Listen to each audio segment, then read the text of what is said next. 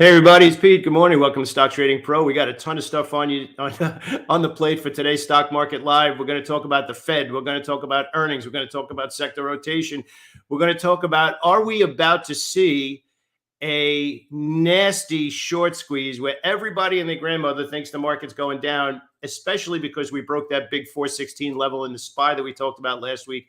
But if you're a regular viewer of the channel, you know that we've been talking about the last FOMC meeting, how they were selling for about a month and a half, maybe a little bit longer than that, into the previous Fed announcement. Uncertainty got relieved from the market.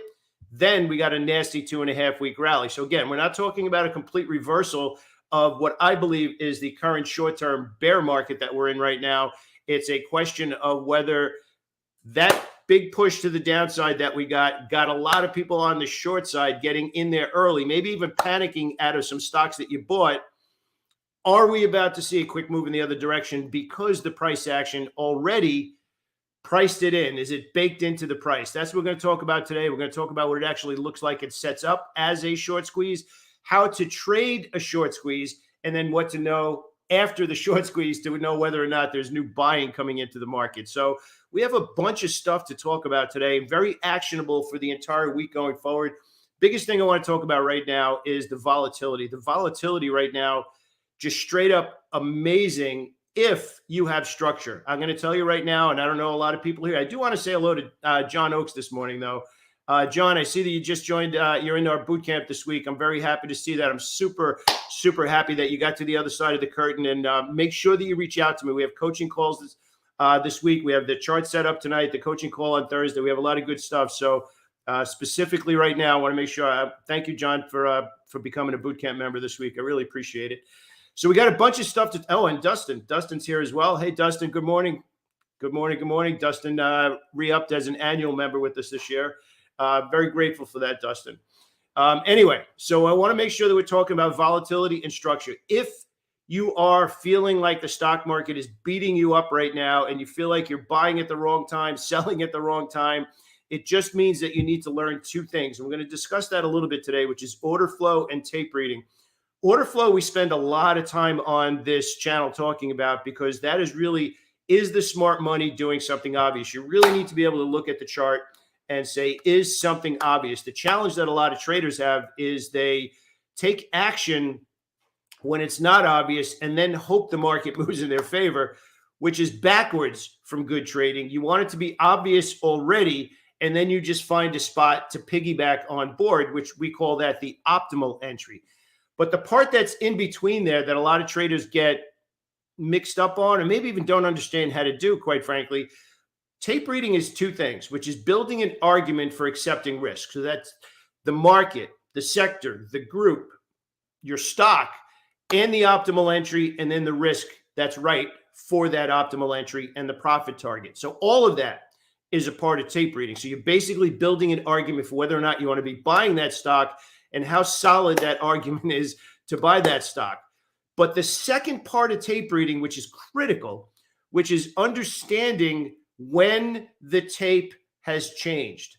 So it's not hard to find the spot, assuming you have some sort of structure. It's understanding when the tape has changed. And that's where a lot of people are getting into trouble now coming into specifically 2022. If we head on over to the SPY, is everybody had a plan for this when it was just beautifully going up every single day, and pretty much since March of 2020, right? That's not that hard to navigate. What's been challenging is this back and forth that we've had. So you can see that there isn't this beautiful, just buy, everything's going to look perfect. We're involved in this right now. So if I can give you a little bit of mentoring right now, to stay on top of the tape, to learn the basic foundation of tape reading, spend some time on the weekly charts, because that's really where the bigger picture is a little more obvious, and it's also a little more obvious when it changes. So we're going to talk about that. We're going to get a little bit deeper into sector rotation. We're going to talk about the groups of stocks that we normally watch and then break that down a little bit so that we have a game plan heading into this week of May 2nd. Can you believe it's May already? May 2nd, 2021. So we're going to game plan the week. So stick around. I'll be back in just 1 second. Okay, so obviously, thank you so much for joining me. If this is the first time at the channel, please do me a favor, hit that subscribe button. And if I provide some good value for you today, make sure you hit that like button. We got a lot to talk about today. So I'm going to work our way over to the weekly charts, which is where we're going to work our way into. Hey, Min, good morning. Vince Brown, good morning. Good morning. Thank you so much for being here. John Weinberg, part of our Mastery Collective. Love to see that. So let's head on over. We're going to go over to the weekly charts like we just talked about. And we're going to start out with the sectors. So we're going to go into the sector ETFs. And obviously, the market got hit pretty big on Friday, right? Obviously, this right here is what we looked at. We were actually down almost 1,000 points, or maybe it did tip over 1,000 points. A little pocket of opportunity here in Honeywell. We're going to break that down a little bit. But the big thing I want everybody to be thinking about this week is we talked about last Monday, a week ago from today, we said 416 was a big level in the SPY, the SP 500. I'll break that down for you. We'll show you that right now as well. So if you remember last week, we mapped this out and we bring this out. We had this support level here and here and here and here and here. And we said 416 would be the big level. You can see that we smashed through there, basically flat right now, which is pretty interesting. But the big thing I want to get across is we have 4 weeks of selling into the FOMC announcement. This is the last FOMC announcement. So we actually hit down to that 416 level again and hit there. So obviously we're talking about this right now. This is the big thing that we got to be talking about. 50 or 75. That's the big conversation right now. So let's actually come back and let's talk as friends. Let's talk, we're all hanging out at the coffee shop, talking about what do you think is going to happen in the market this week. Here's the way I'm seeing it this week, and here's the way I'm game planning my week right now. And I'm going to go back to this chart because it's really important for you to have the context. You hear a lot on CNBC and other channels like that. You're looking to buy stocks. You're looking for the top stock picks. And sometimes they're obvious, right? But what's not obvious sometimes is you don't put in that price action of what happened before a big event, such as the FOMC meeting this week, which is Wednesday, by the way. It's Tuesday and Wednesday. They announce on Wednesday. Whether it's earnings or whether it's an FOMC announcement, it's critical we pay attention to the price action prior to that to think, did the smart money already take their action prior to this announcement? So let's go back to the chart, and we want to look at what happened last time. This is what happened, and specifically, this is what happened before this move after the FOMC. So now we kind of have this perfect storm of 4 weeks of selling, breaking this super obvious support level. Again, we could keep going further out, but that's really the level. So 4 weeks of selling into the announcement. Now, I think everybody, including us here on YouTube, have been talking about this coming up, right? This has been talked about. It's 4 weeks of selling into this. Now it's a question of what do they do? And this is really where it's going to lead to 2 different types of trades. If they raise by half basis points, I think everybody understands that's what we would call already priced in. So that's what's expected. So remember, when we talk about earnings here, we talk about what's expected and going forward. So very similar to when we talk about what was reported and what was expected on an earnings report, which, by the way, we have a ton of earnings. So the volatility is going to be amazing this week. Then you have, after what's expected, you have guidance. So when you hear the FOMC announcement now come out, what was expected, 50 basis points is expected. Do they meet that or do they surprise? And then the second part of that, which is a part of this conversation right here, is how dramatically are they going to raise after this announcement? So that would technically be the guidance. You're going to hear the terms hawkish and dovish a lot over the next couple of days. So now you have an idea of what to listen for. So again, I don't know why I keep doing this, but I guess I want to emphasize something. 50 basis points is what's expected. They're front loading the raising of interest rates now and the next one, according to what everybody is reading right now and what we're reporting. So if something other, if that happens, and we have already had 4 weeks of selling, which is pricing in that 50 basis points, I am looking for a rally. Now, I want to be clear. I am looking for a short squeeze rally. Now, the reason it's a short squeeze rally is because we've already broke the support level that matters. So we've already had 4 weeks of selling. We broke this obvious support level, and now the news is about to hit on Wednesday. If we get what's expected, I am looking for a bounce. Now, what kind of a bounce? Am I looking for the market to boom, go all the way back up to all-time highs over here? No, I'm looking for this, because as of right here, this rally will most likely take us into the 50-period moving average resistance level right there, maybe even a little bit lower than that, if we get 50. So what does that mean? Now I got to position myself for stocks that are going to benefit from the fact that interest rates are slightly going up now. Also, imagine, again, we've had a lot of conversations about this in the boot camp and inside the community. Start to read headlines in a way that when you see something happening, how does that translate into me making money? So I just want to give you like a little bit of a kind of an advanced thing to do, right? We all read, we have the IBD, we have our Wall Street Journal, and we do all this kind of stuff every weekend whenever we can. But read the headlines actively.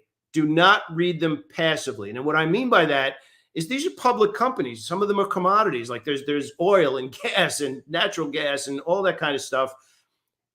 You go to the pump. We all go to the pump. You go to Costco and you buy stuff. You go to the gas station, you buy stuff. You're like, oh, this stinks. Gas prices are high. You have to start saying to yourself, well, how can I take advantage of that? Which companies will benefit from the gas prices going up? And how can I compensate for the extra $2 per gallon that I'm paying by making an investing or trading decision? Which companies will be hurt if interest rates go up? Which companies will benefit if interest rates go down? Now, we know there was an inverted yield curve for a while, and financial stocks, specifically bank stocks, were not going up while that was unfolding.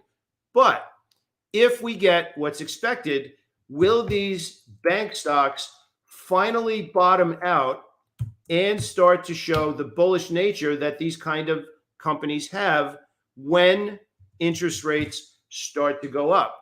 Will that happen? So now this is where you separate yourself from everybody who says trading doesn't work to somebody who takes this seriously. Now, again, I want to thank you. It's 7:40 in the morning. You're here with me. That shows how much you really want this to be a part of your life and how you want this to kind of be a way to improve your skills, to try and get in there and make some extra money for yourself. And remember, everything we talk about here is for educational purposes, but we get into the weeds pretty detailed because I want you to really think differently. You can't think like everybody else does. You have to think differently. Instead of complaining about the fact that interest rates are going up, how could you make money on it? Think about it like you're somebody who really knows their stuff. You're sitting at your golf course. You're in the golf cart with your friend over the weekend. It doesn't matter. Maybe you were like me when I grew up on Long Island. We were at the Holbrook Country Club.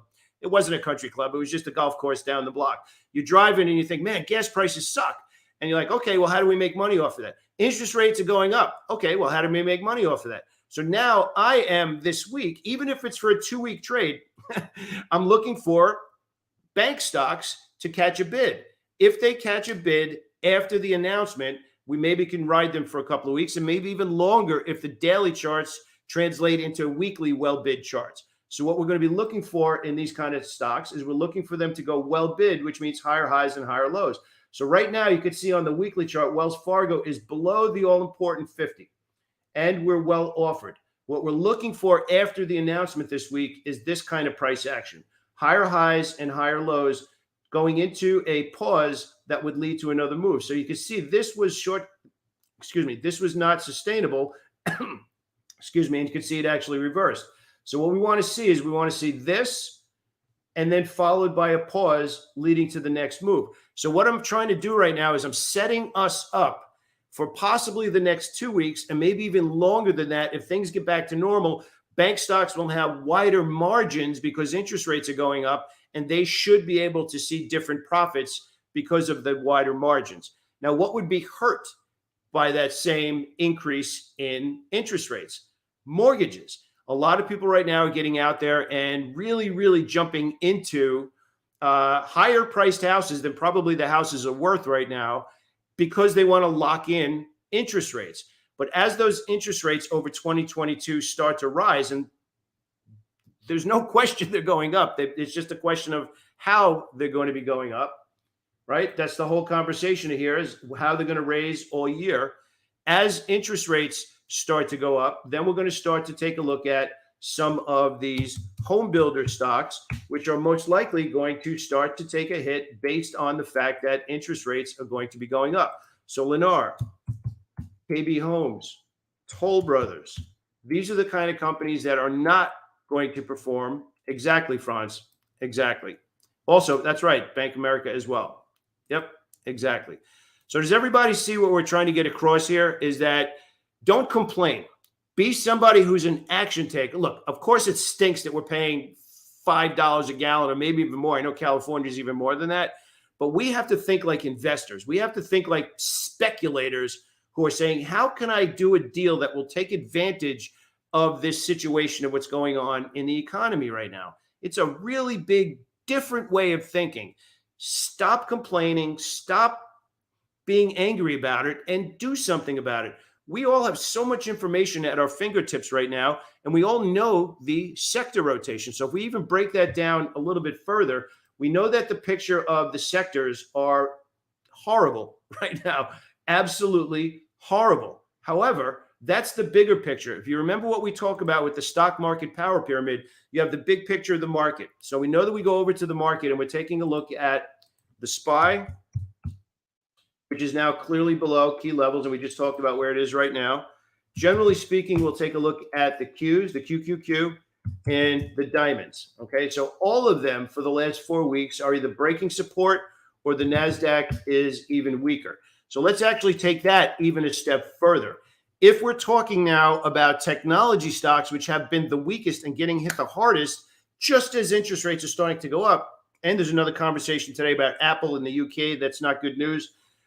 Can you take advantage of how expensive these phones are and the fact that their stocks are going down in a way, in a meaningful way? Can you buy puts? Can you straight up short sell these big technology stocks? So I'm going to take a look at those stocks now, looking at them on the downside of the market, because this is just the start of those interest rates going up. Now, you want to say, how does that happen? That's really a big question, right?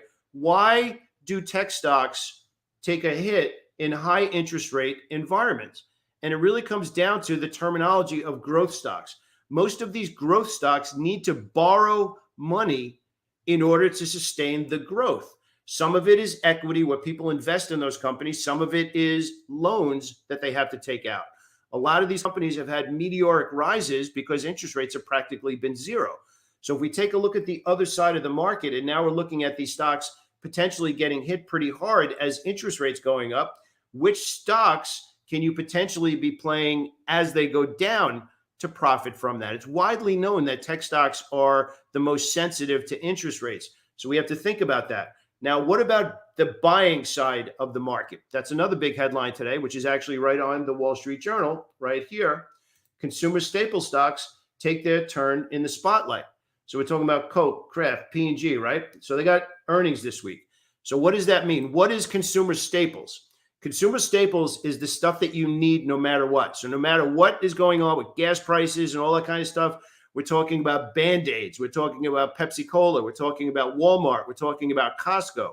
So we're going to take a look at some of those stocks here right now and take a look at, obviously there's earnings coming out. You need to know your earnings this week.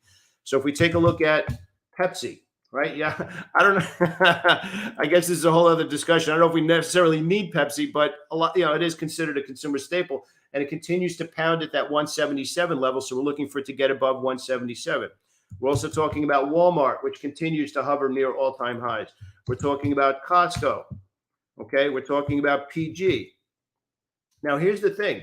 A lot of them have just recently pulled back. That's fine. We're looking for them to be over the next quarter, over 2022. So now how do you start to take advantage of these things over the longer term? Because I'm clearly not talking about day trading right now. So we're talking about if interest rates go up, if it gets tougher and your dollar doesn't go as far, consumer staples are stuff that we need all the time. But how do you work your way into those positions? The standard or classic way to take advantage of these. Now we're talking about 2022. We're talking about paying attention to how interest rates unfold with the FOMC meeting. We're talking about consumer staples as a buying opportunity for the remainder of 2022 and beyond. The smart way to do it is to work your way into the position. The biggest mistake that I believe, and I know a lot of professional traders see this with newer traders, is they trade too big, too fast. What you want is feedback from the market. And again, we talk about this book.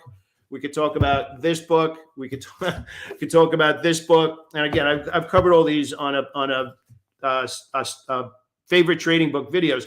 Every single good trading book that you will ever read, especially if you're playing for the bigger, longer, bigger winner, is you work your way into those trades as the stocks move in your favor. As the stocks move in your favor. I want to make sure I say hello to Daryl. Daryl, good morning. How's it going? So does everybody understand that? And again, raise your hand. I know I did this early in my career when I first started trading. I would go in, I really like this idea. You go into my share size, moves in your favor, moves against you, moves in your favor, moves against you, and your heart is like pounding out of your chest because you don't have confirmation from the idea yet. The smart way to build a longer term position is in pieces as it moves in your favor.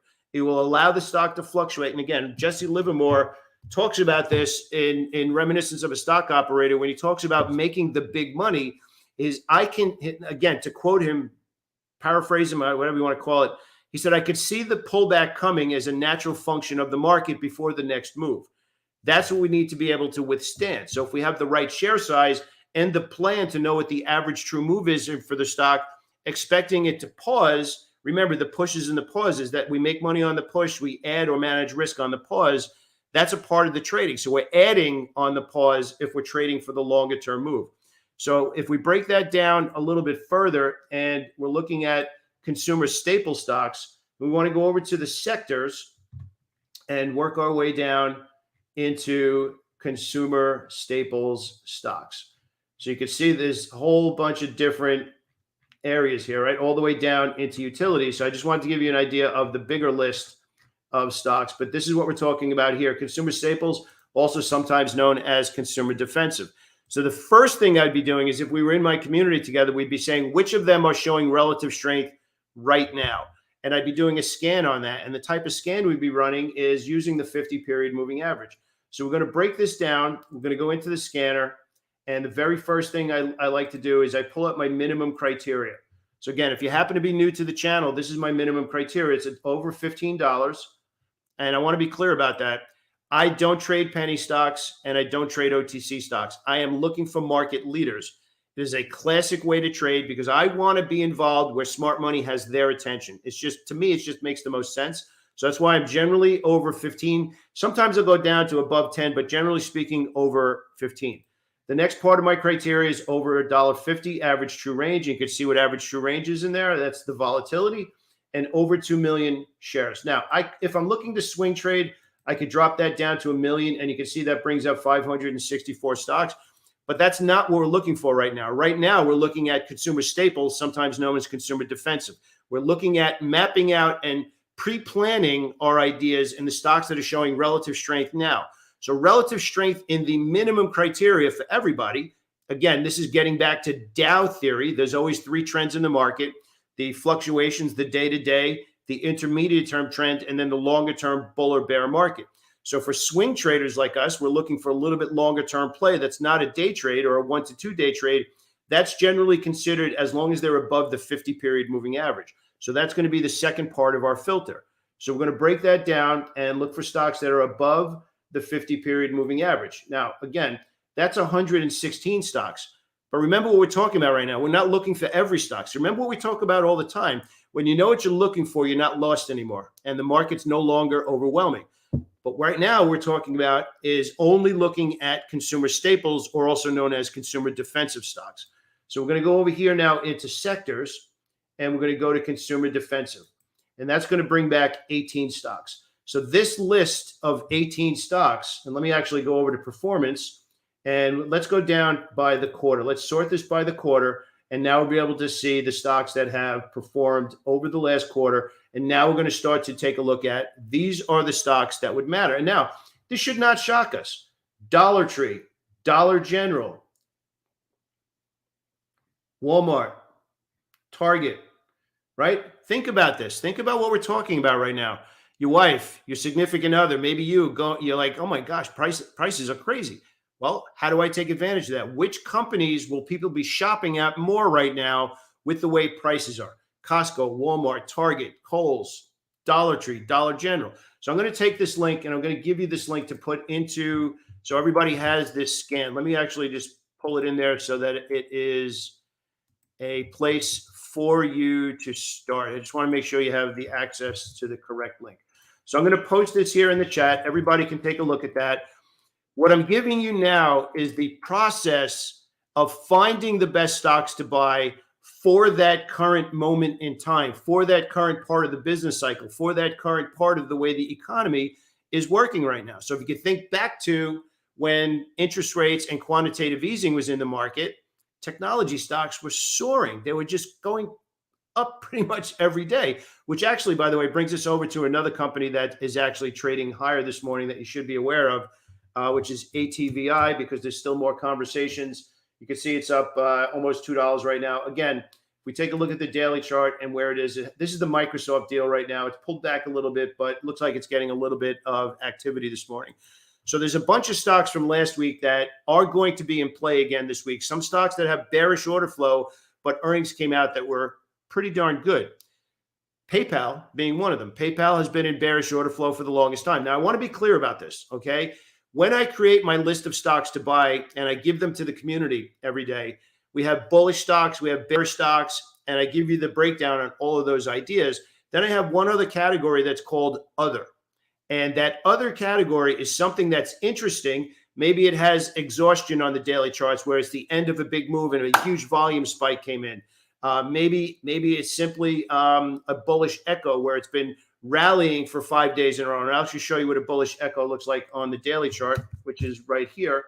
So you can see this stock was, after this reversal, that move right there was the biggest bullish move the stock has made in a while. So it was still a day trading situation, but not exactly a new swing trade. So it paused.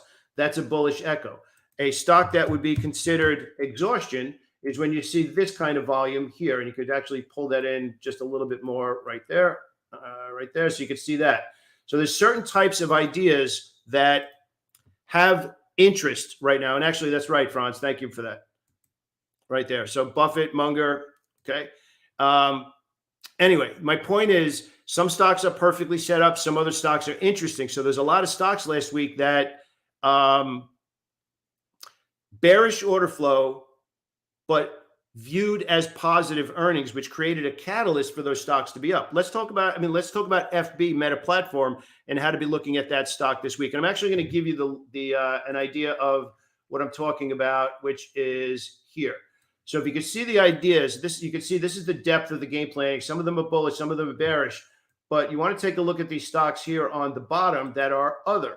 So FB, Meta Platform, earnings were not really awesome. Actually, let me put that over there. So earnings were not really awesome, but the stock reacted in a bullish way. So how do you trade that where you have this longer term bearish order flow for the stock where it has really just been taking a hit, but a 2-day rally into this obvious resistance. And now you can see that it's stuck in this box. So if you're in our community, we would actually be having conversations about reading different types of order flow for the objective. So how long do you plan on being in the trade? That's going to affect which order flow you're paying attention to. Are you paying attention to the longer term order flow? Well, that would make Facebook a short sale. Are you paying attention to the earnings catalyst and the fact that guidance was not great? The biggest, I'm going to say this kind of doesn't sound sense. The biggest reduction in growth in 10 years, but subscriber growth was higher than expected. So you got a bunch of different things in there that are not perfect. So remember, if you know what perfect looks like, you know exactly what to do. Facebook wasn't perfect, but it has catalyst. So the catalyst would make that a short-term trade for us, which means I would drop down and look at different order flow. Same thing with Roku and same thing with PayPal, which are two opportunities I'm going to be paying attention to today as well. So PayPal, obviously longer-term bearish order flow, but earnings came out and the stock traded pretty well. And Roku, which seems to be fighting trying to hang on there as opposed to what Netflix is doing, which is absolutely getting crushed and still looking to the downside. So the point that I want to make here is longer term technology stocks with interest rates going up should be looking to take a hit.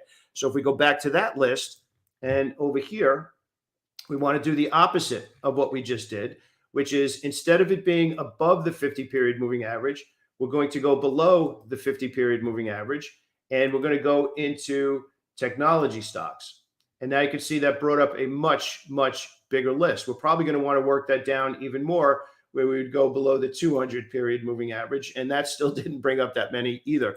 So you get the picture here. Technology stocks are getting walloped right now. So those are not opportunities to buy until that situation holds. Now, thinking it through, you'd be like, oh, well, these are all at a big discount right now. I should be buying them. No, you need to wait to see order flow step in and stop the selling. Maybe like we just saw in CVNA. Let's go back to that chart for a second right here. Maybe you might see something like that. That would actually what we'd be looking for a potential reversal. So because there is a massive expansion in volume on the way down, what I'm looking for in game planning now in CVNA is with that big expansion in volume, I want to see if it goes sideways now and the volume still stays higher. So it's not going down anymore. It's churning on heavy volume. That would be the first signs of accumulation and the stock going in the other direction. So I would not be looking for tech stocks until I see that same type of price action and volume in the tech stocks. Right now, I'd be more inclined to be looking at consumer staple stocks. There's even some healthcare stocks that should be in play right now, such as Johnson & Johnson. Johnson & Johnson is one of those stocks that has been actually hanging in there. And you can see here, while the rest of the market has been pulling back, and specifically the XLV, which was strong, has pulled back, Johnson & Johnson is still kind of hanging in there. So you think about all the different types of things that Johnson & Johnson is in your life, baby powder and Band-Aids and all those kind of things. So again, what do you need and what will people be buying? People just like yourself, no matter what's going on in the market. So I'm going to challenge you right now. It's Monday. There's a lot going on. We have the FOMC. Is it going to be half a basis point, 0.75? Are we going to see a short squeeze of all proportions after the FOMC announcement? These are all things that we need to be thinking about, writing down and scripting out. See what's going to separate you from everybody else, again, who says trading doesn't work, I'm overwhelmed, the market stinks, what am I supposed to do? You really need to be mapping out, this is what I expect to have happen. If what I expect to have happen happens, great. Go trade with conviction. If this is what I expect to have happen and it does not happen, it's so important that you do not trade if you don't see what you need to see. That right there will save you a small fortune simply because it's a lot easier to have conviction when you plan it out, have good reasons for planning it out. And if it's there, great. If it's not there, go have a cup of coffee and keep your cash to yourself until it looks exactly the way you want it to be. And that is what separates somebody who has conviction, who has confidence, who expects to make money. You won't make money all the time, but you'll be making money and accepting risk for the right reasons. A few of them fall down, big deal. You take the loss exactly where you planned. The other side of the trade, which is the most important part, which is when you got the trade and it starts to work out, you start to build into that position, then the only other thing you need to learn is how to hang on to the winners and maximize what you could make on those trades. And that's where we get back into the power pyramid, the market, the sectors, the groups, and those individual stocks. Remember, it's not the losses that are holding you back. Assuming you are disciplined on your losses, it's not the losses holding you back. If you have discipline on your losses, if you have discipline to game plan and only trade when your game plan is unfolding, what's holding you back in the biggest way is making more on your winners. If you make 10% or 15 or 20% on a trade and it goes up 50 or 75%, that's the part that you have to work on. So again, I'm going to leave you with this because I have to head on over to our game plan. You need to ask yourself right now, and I encourage you, again, leave comments below the video, whatever you want to do, however you want to handle it. Ask yourself, what is the stock market telling you that you need to learn? Think about that. Instead of complaining, elevate yourself to be somebody special. Be somebody different. Instead of complaining, saying, what is this teaching me right now about what I need to learn to be better than I am right now? And that's my goal for these videos. I hope I'm giving you some deeper things to think about. Instead of getting angry about losing money, ask yourself, what am I not doing correctly?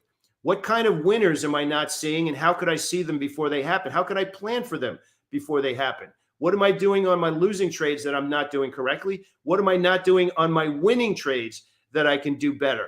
These are all the kind of things that I really hope that we can have conversations about, obviously much deeper on the coaching calls in our boot camp, but also here on YouTube. I'd love to hear from you as well, because you spent the time to be with me, and I really appreciate that. So that's how we're breaking down the week. That's what we're expecting. If this is your first time with us here, I'd really appreciate it if you could do me a favor, click down and hit that subscribe button. That would mean a lot to me. We'll be back on Wednesday with another live stream, the day of the FOMC. Tomorrow, I'm going to have an educational video coming out, so you want to make sure you pay attention for that as well. Have an awesome day, everybody. I really appreciate you being here with me. If you have any follow-up questions, leave a comment below the video. I'd really appreciate it. Take care now.